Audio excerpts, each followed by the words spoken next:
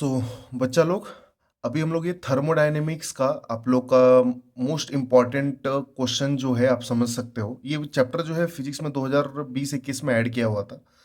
तो पिछले 4-5 साल में जो भी इम्पोर्टेंट क्वेश्चन जो आप लोग को आए हुए हैं बोर्ड में, वो एक बार रिवाइज कर लेते हैं फटाफट, है ना। देखिए क्या दिया हुआ है। In a cyclic process, if delta U is equal to internal energy. अच्छा, एक साइक्लिक प्रोसेस आपने समझा रहेगा तो आपको पता रहेगा कि उसमें जो भी प्रोसेस में क्या होता है साइक्लिक में, दैट मीन्स कि जहाँ से इनिशियल स्टेट से जहाँ से चालू होता है प्रोसेस, वहीं पे आके क्या हो जाता है, खत्म हो जाता है। दैट्स वाई उसको हम लोग क्या बोलते हैं, साइक्लिक प्रोसेस बोलते हैं। समझ में आ रहा है। तो इंटरनल एनर्जी जो है वहाँ पे क्या हो जाती है, जीरो। दैट मीन्स कंजर्व हो जाती है। तो इंटरनल एनर्जी बेसिकली क्या हो जाती है, कंजर्व हो जाती है साइक्लिक प्रोसेस में।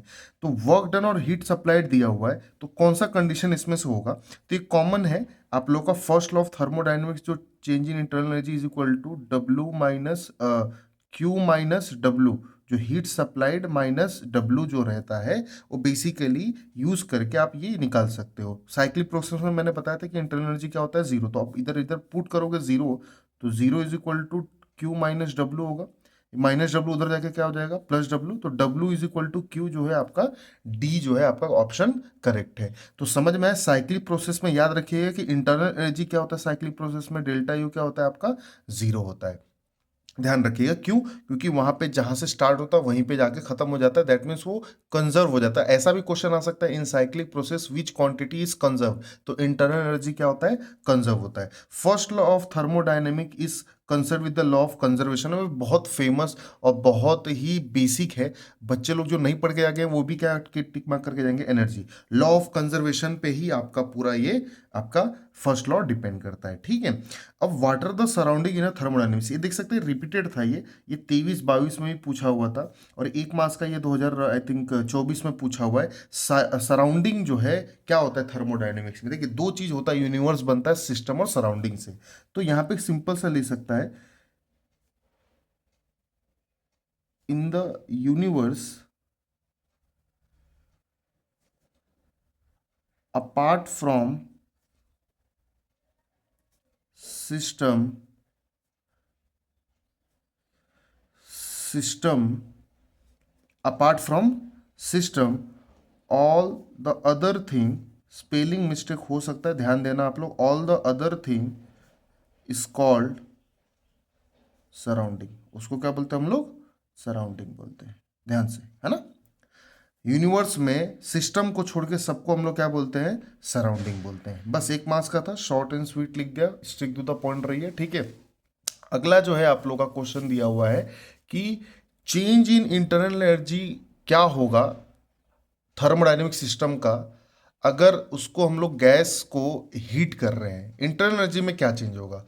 तो देखिए कॉमन सी बात है, कोई भी अगर स्टार्टिंग पॉइंट पे किसी चीज को आप हीट करते हो, तो एक बेसिक सा चीज है, चाहे आप घर में कुछ भी चीज गर्म कर रहे हो, तो बेसिक चीजें सबसे पहले जो उसका एनवायरनमेंट है, सराउंडिंग है, वो सबसे पहले आप लोग का क्या होता है, टेम्परेचर वहां पे ज्यादा होता है और सिस्टम का टेम्परेचर कम होता है, मतलब गैस का टेम्परेचर कम होता है। तो उसकी वजह से जो टेम्परेचर डिफरेंस होते हैं, तो एनर्जी फ्लो होना चालू हो जाता है आपका। गैस में एनर्जी बढ़ना चालू हो जाता है, इंटरनल एनर्जी में इंक्रीमेंट आती है, चेंज आती है। और धीरे धीरे आपका जो सिस्टम का टेम्परेचर है, वो गैस का टेम्परेचर बढ़ जाता है और सराउंडिंग का कम हो जाता है। समझ में आ रहा है। तो बेसिकली यही चेंजेस आप लोग को वर्ड में लिखनी है। तो चलिए लिखते हैं। अच्छा, इसको आप डायग्राम भी बना के कर सकते हो और इसको वर्ड में भी लिख सकते हो। तो अगर आप समझ चुके हो ठीक है, तो डायग्राम बनाने की जरूरत नहीं है। सबसे पहले कि वेन, फर्स्ट पॉइंट पॉइंट में लिखिए, when a gas heated, initially क्या होता है, द एनवायरमेंट टेम्परेचर, मेंट टेम्परेचर मतलब सराउंडिंग का temperature, is more than system, system that means gas temperature. सबसे पहला पॉइंट ये। दूसरा, due to difference in temperature,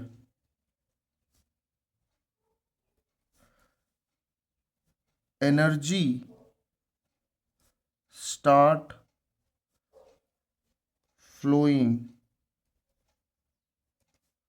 towards gas. Common sense है, टूवर्ड्स गैस। ये आप लोग थोड़ा सा ध्यान से समझोगे ना, सोचोगे तो क्वेश्चन के बारे में, तो आप लोग अपने आप से मन से लिख सकते हो टूवर्ड्स गैस, ठीक है। अब उसके बाद क्या होता है, then the internal energy. Internal energy कैसे चेंज हो रहा है, देखिए, internal energy of gas increases. क्या हो जाता है, इंक्रीज होना चालू हो जाता है।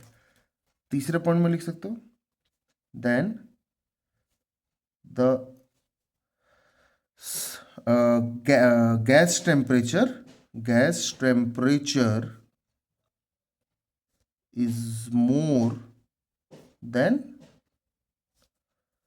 Environment temperature. जो पहले उल्टा था, मतलब जो एनवायरमेंट ज़्यादा था, अभी वो कम हो चुका है, क्योंकि क्या हो चुका है, गैस का टेम्परेचर बढ़ चुका है, ठीक है। अब यहां पे हो जाने के बाद से क्या होगा कि गैस धीरे धीरे क्या होगा, due to this the gas expand, है ना। अब धीरे धीरे गैस क्या होगा, एक्सपांड होगा, एंड डू सम वर्क, कुछ ना कुछ वो काम करेगा। अगर पिस्टन है तो पिस्टन को बाहर की तरफ पुश करेगा, मतलब पुल करेगा, खींचेगा। और गैस है तो पुश करेगा, आप समझोगे तो पुल करेगा। Due to this gas expand and do some work, and doing this, ये करते हुए, gas lost some energy, energy कुछ ना कुछ लॉस्ट होगा। समझ में आ रहा है, क्लियर है। तो ये चेंजेस आप 4 पॉइंट में शॉर्ट एंड स्वीट में लिख दिए। इसको बड़ा भी बढ़ा चढ़ा के, डायग्राम से बढ़ा चढ़ा के भी लिख सकते हैं, लेकिन 2 मार्क्स के लिए था, 4 पॉइंट इनफ है आप लोग के लिए। समझ में आ रहा है ना। अगले क्वेश्चन में जाते हैं।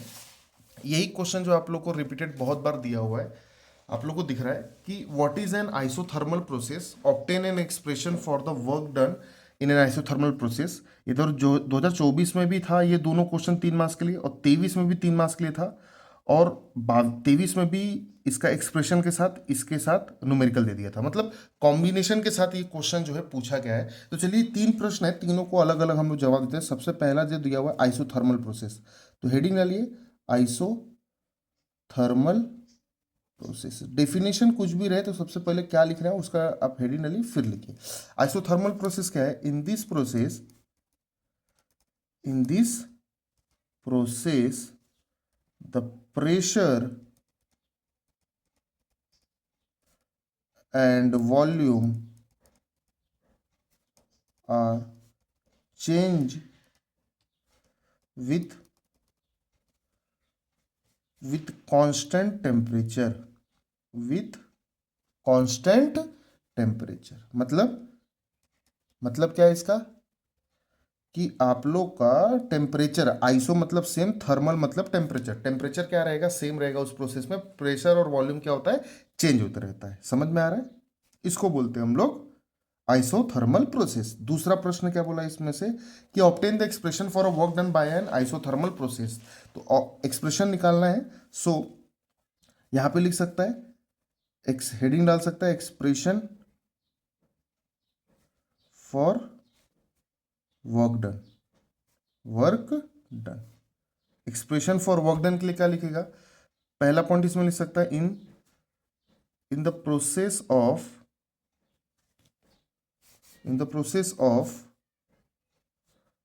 isothermal, the pressure and volume keep changes। अब देखोगे तो पहला वाला पॉइंट जो मैंने लिखा हुआ है ना, वही डेफिनेशन ही लिखा हुआ है, कीप चेंजेस, है ना, that is PI, okay. NVI मतलब प्रेशर इनिशियल फाइनल का, और प्रेशर वॉल्यूम इनिशियल का, प्रेशर फाइनल और वॉल्यूम फाइनल क्या होता है, कांस्टेंट होता है, मतलब टेम्परेचर के बराबर होता है। समझ में आ रहा है। अब इसका दूसरा पॉइंट क्या लिखोगे, कि हमें पता है कि if the gas consider as, अगर हम लोग उसको कंसिडर कर रहे हैं, कंसिडर एज आइडियल गैस, क्या आइडियल गैस, देन हम एक चीज यूज कर सकते हैं, PV is equal to N R T. Clear है? अब तीसरा पॉइंट ये लिखना है, during the process some work need to be done, need to be done, कुछ ना कुछ वर्क जो है डन होगा। तो सो देयर फोर क्या वर्क डन होगा, d W is equal to P d V, P d V. Clear हो गया है ना? अब फॉर टोटल, ये तो स्मॉल वर्क डन है, छोटा सा वर्क डन है, टोटल वर्क डन के लिए, फॉर टोटल वर्क डन, है ना, from V I to V F, मतलब वॉल्यूम एक्सपांड हुआ इनिशियल से फाइनल। सो देयरफॉर क्या करेंगे, इसको हम लोग इंटीग्रेट करेंगे, d W is equal to integration of P d V V I to V F, बराबर। छोटा सा वर्क डन है, इंटीग्रेट करने पे क्या होगा, इंटीग्रेट का मतलब ये होता है जोड़ना, तो क्या हो जाएगा, डी डब्ल्यू का क्या हो जाएगा, ये डब्ल्यू हो जाएगा। अब ये p का वैल्यू दिख रहा है यहाँ से, P V is equal to N R T होता है, तो p का वैल्यू क्या होगा, एन आर टी, वी इधर मल्टीप्लाई इधर आकर डिवाइड हो जाएगा, तो एन आर टी को मैं बाहर रखता हूँ, integration of V I to V F d V upon V रखता हूँ। यहाँ से लिख सकता है कि P V is equal to N R T होता है, वहाँ से हमने ये लिया हुआ है। ठीक है, अब उसके आगे ये नॉर्मल इंटीग्रेशन है, तो इंटीग्रेशन एक फॉर्मूला लगता है कि वन अपॉन जो है एक्स होता है वो लॉग एक्स होता है, तो यहाँ पे भी वही चीज़ होगा, क्या लॉग आपका v हो जाएगा, और आपका वी आई अपर और लोअर और अपर लिमिट जो है यहाँ पे हम लोग लिख रहे हैं, तो w is equal to N R T will be look like कि log of upper limit minus lower limit, मतलब log of V F minus V I. फिर इसको लॉग के एक फॉर्मूले में अगर हम लोग लिखेंगे तो कैसा दिखेगा, ये दिख रहा है आप लोग को, N R T log of V F upon V I. Clear है? अब लेकिन अगर इसको लॉग में है, लेकिन मेरे को इसको आप लोग का एक लॉग टू द बेस 10 करने का है ना, तो क्या करूंगा मैं, सेम फॉर्मूला लिखूंगा, लॉग टू द बेस 10 करने के लिए एक वैल्यू हम लोग मल्टीप्लाई करते हैं, तो w is equal to it will be look like 2.303 N R T, बस वो लॉग के जगह पे लॉग टू द बेस 10 लिख देना, बाकी सब वी एफ अपॉन वी आई आपका एज इट इज हो जाएगा, वी एफ अपॉन वी आई आपका एज इट इज हो जाएगा। क्लियर है? तो w is equal to 2.303 N R T log to the base 10 V F upon V I, है ना। अब तीसरा क्या दिया हुआ है आप लोग को, देखिए 104 joule of work is done on a certain volume of a gas, joule दिया है मतलब वर्क, वर्क दिया होगा तो वर्क गिवन में लिख देता हूं मैं, क्या हो जाएगा, वर्क हो जाएगा कितना, 104 जूल का। ठीक है, if a gas release 125 kilo joule of heat, तो हीट हमें दिया हुआ है कितना, 125 kilo joule. Okay, calculate the change in internal energy, तो यही फर्स्ट लॉ का ही बोला हुआ है आप लोग को, फॉर्मूला इंटरनल एनर्जी निकालना है, तो फाइंड क्या करना है आपको, internal energy, change in internal energy निकालने बोला है, तो इंटरनल आपका एनर्जी चेंज क्या होगा आपका, डेल्टा यू। तो सॉल्यूशन क्या होगा, using first law of thermodynamic, simple, delta U is equal to Q minus W, तो क्यू कितना है, 125 माइनस 104, 21। समझ में आ रहा है, कितना आ जाएगा आपका, 21 आ जाएगा, है कि नहीं? तो एकदम सिंपल था ये। ठीक है, what is the thermodynamic process and give any two types of thermodynamic process, मार्च 22 में 2 मार्क्स के लिए था ये। तो थर्मोडायनेमिक प्रोसेस बेसिकली क्या होता है, ये चीज हमें समझना है, ये डेफिनेशन लिखना है और उसका टाइप लिखना है, तो बहुत आसान क्वेश्चन। तो चलिए देखते हैं, थर्मोडायनेमिक प्रोसेस क्या होता है। In this process, in this process the state variable of system, system का जो भी स्टेट वेरिएबल होगा of a system can be change. Okay, अब उसके टाइप्स लिख लीजिए। तो टाइप्स क्या क्या होंगे? आइसोबारिक, सुना रहेगा आपने, आइसोबारिक प्रोसेस। फिर दूसरा है आइसो कोरिक प्रोसेस। और भी बहुत होते हैं, एडियाबैटिक प्रोसेस। आप लोग को एनी टू ही बोला हुआ है, right? Give any two types of adiabatic मतलब थर्मोडायनेमिक प्रोसेस। और भी लिख सकते हो, साइक्लिक है, इरिवर्सिबल है, साइक्लिक प्रोसेस। ठीक है, तो मैंने चार बता दिया, आप इनमें से कोई भी दे लिख सकते हैं। ठीक है, तो ये आप लोगों को कुछ 6 क्वेश्चन थे जो कि मोस्ट इंपॉर्टेंट है। इनमें से 1 से 2 जो है आपको इस एग्जाम में तो जरूर आ जाएगा। ठीक है, और आप लोगों को कोई चैप्टर का इंपॉर्टेंट चाहिए तो आप लोग कमेंट कर सकता है। ठीक है, मिलते हैं अगले लेक्चर में।